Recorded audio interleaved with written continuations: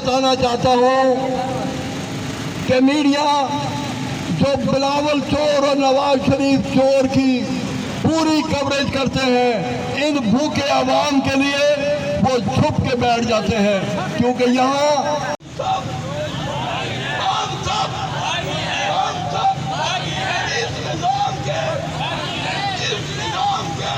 Relief न दिया तो फिर ये लोग पाकिस्तान की करोड़ों की ये निकाल ऐवान के इक़्तिदार से तुम्हें बाहर करेंगे। मैं इन अल्फाज के साथ आपका शुक्रिया भी अदा करता हूँ और ये ऐलान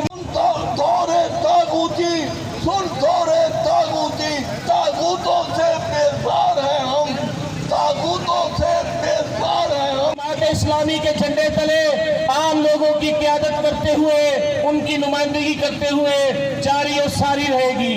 बहुत शुक्रिया।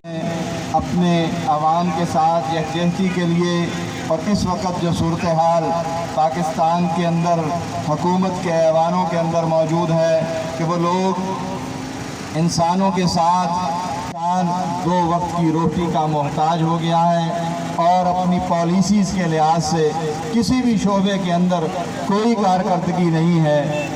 लेकिन रियासत मदीना का निज़ाम तो क्या, आज तो बदतर हालात के अंदर इंसान अपनी ज़िंदगी गुजारने पर मजबूर है। और अपोजिशन पार्टियां कि जो कहती हैं कि हम आवाम की फलाह के लिए अपने जलसे कर रहे हैं, अपनी माँ और अपने बाप को बचाने के लिए, करप्शन के उस सारे बाज़ार को कि जो गुज़िश्ता सालों के अंदर इन्होंने इक़्तिदार में आकर लिया था, जब ये आए हमारे पाकिस्तान ने दो टोक मौक़िफ़ रखा कि हम इन चोरों लटेरों के साथ नहीं खड़े होंगे।